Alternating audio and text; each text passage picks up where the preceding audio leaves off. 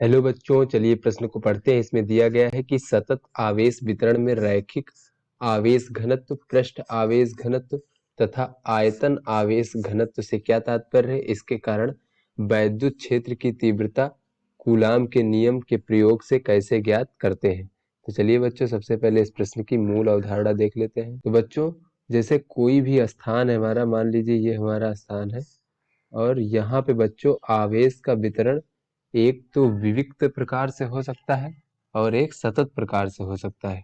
तो बच्चों यहाँ पे जैसे अलग अलग बिंदु आवेश, मान लीजिए Q1 है हमारा, कोई ये हमारा Q2 आवेश है, इसी प्रकार से कोई ये हमारा Q3 आवेश है और कोई ये हमारा Q4 आवेश है। तो बच्चों जैसे इस स्थान पे जो आवेशों का वितरण है बच्चों, वो विविक्त प्रकार का है, अर्थात इसमें अलग अलग बिंदु आवेश अलग अलग इस प्रकार से वितरित हैं।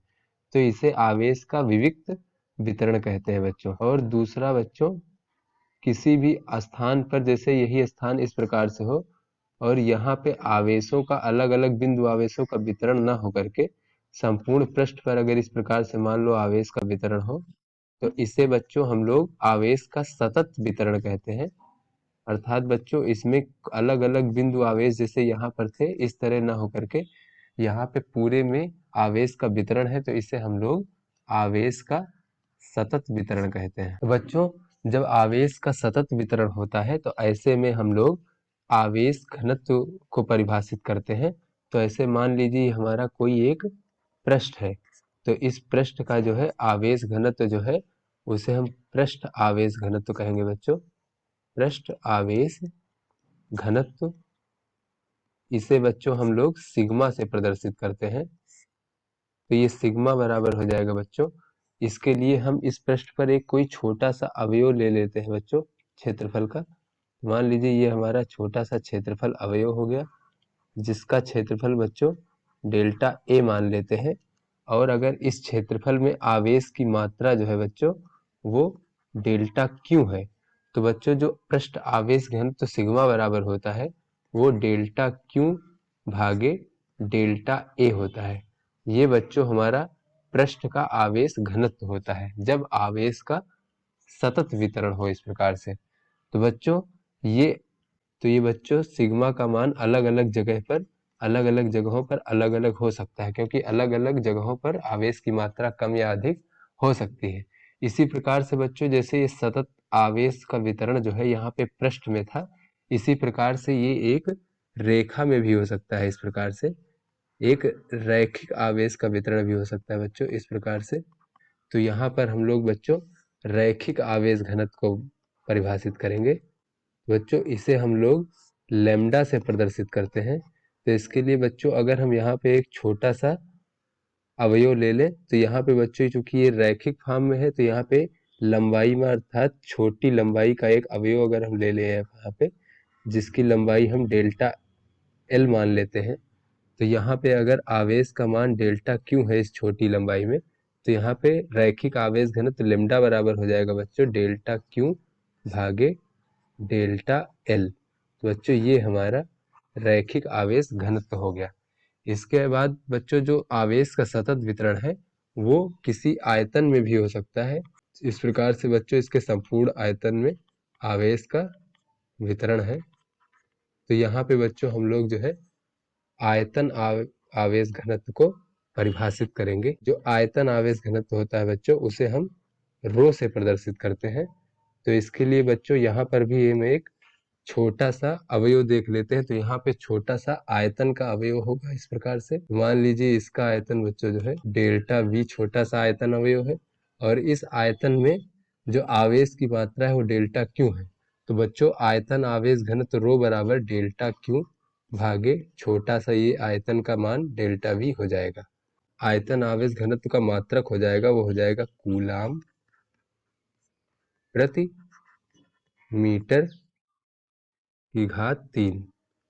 इसी प्रकार बच्चों जो पृष्ठ आवेश घनत्व का मात्रक हो जाएगा वो हो जाएगा कूलाम प्रति मीटर का वर्ग। और बच्चों जो रैखिक आवेश घनत्व है इसका मात्रक हो जाएगा कूलाम प्रति मीटर।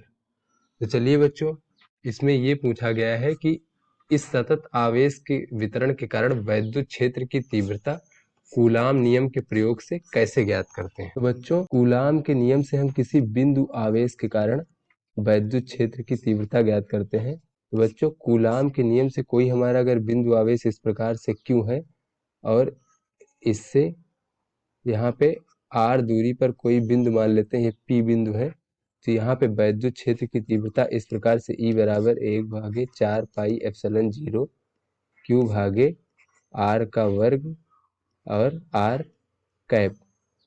बच्चों, ये R कैप जो है ये इस बिंदु आवेश से P की ओर जाने वाला एकांक सदिश है।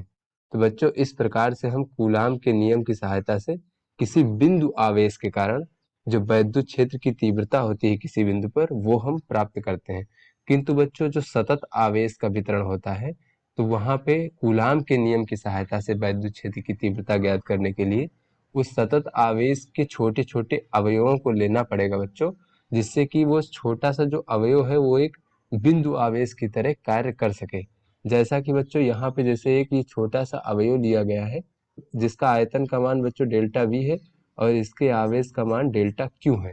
तो बच्चों, बहुत छोटा जब अवयव हम ले लेंगे, इस डेल्टा वी का मान बहुत छोटा होगा, तब ये डेल्टा क्यू जो आवेश है यह एक बिंदु आवेश की तरह कार्य करेगा।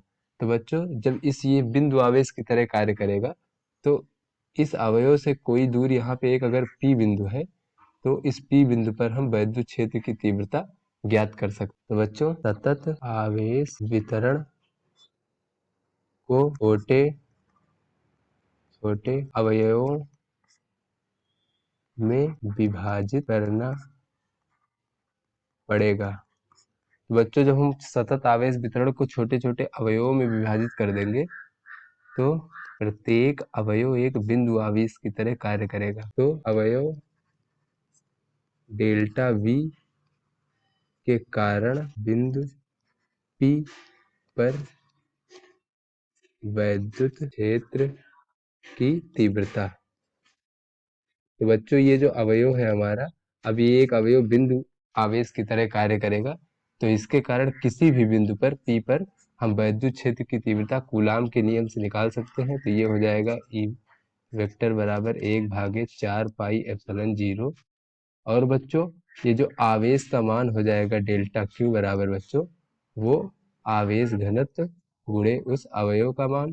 तो बच्चों, यहाँ से डेल्टा क्यू का मान हम रख देंगे रो डेल्टा वी भागे आर का वर्ग और आर कैप, जो बच्चों एकांक सदिश को दर्शाता है। तो बच्चों, इस प्रकार से हम किसी एक अवयव से किसी भी बिंदु पर जो है वैद्युत क्षेत्र की तीव्रता कूलाम के नियम से निकाल सकते हैं। इस प्रकार बच्चों, ये जो डेल्टा वी एक अवयव था, इस प्रकार से बहुत सारे अवयव होंगे उस आवेश वितरण में, तो सभी अवयवों द्वारा कुल वैद्युत क्षेत्र तीव्रता के लिए बच्चों अध्यारोपण के सिद्धांत से जो है सभी प्रत्येक अवयव के द्वारा जो वैद्युत क्षेत्र की तीव्रता है उनका जो सदिश योग होगा उस बिंदु पर, तो वही जो है परिणामी कुल वैद्युत क्षेत्र की तीव्रता होगी। तो बच्चों, अध्यारोपण के सिद्धांत से प्रत्येक अवयव द्वारा जो है कुल वैद्युत क्षेत्र की तीव्रता E बराबर हो जाएगा 1/4 पाई एप्सिलॉन 0 और सिग्मा रो डेल्टा वी भागे आर का वर्ग आर कैप। बच्चों, यहाँ पे जो है ये सभी डेल्टा वी अवयवों के लिए यहाँ पे हम सदिश योग करेंगे, जिससे कि हम परिणामी वैद्युत क्षेत्र की तीव्रता ज्ञात कर सकें। तो बच्चों, यहाँ से अगर डेल्टा वी का मान जो है शून्य के करीब हो, अर्थात बहुत ही छोटा अवयव का आकार बहुत ही छोटा हो, तो जो है वो एकदम बिंदु आवेश की तरह कार्य करेगा। तो ऐसे में हम यहाँ पे E बराबर लिख सकते हैं 1/4 पाई एप्सिलॉन 0। फिर यहाँ पे बच्चों ये समाकलन रो dV भागे r का वर्ग r कैप। तो बच्चों, यहाँ पे हम प्रत्येक छोटे से अवयव dV के लिए हम सभी अवयवों के लिए हम यहाँ पे समाकलन करेंगे, जिससे कि हमें उस बिंदु P पर वैद्युत क्षेत्र की तीव्रता का कुल मान प्राप्त हो जाए सतत आवेश वितरण के कारण। बच्चों, वो बिंदु P जो है कहीं भी हो सकता है, आवेश वितरण के भीतर या बाहर कहीं भी हो सकता है। तो इस प्रकार बच्चों हम कूलाम के नियम की सहायता से सतत आवेश वितरण के द्वारा वैद्युत क्षेत्र की तीव्रता ज्ञात कर सकते हैं। तो आशा करते हैं बच्चों ये आपको समझ में आ गया होगा। धन्यवाद।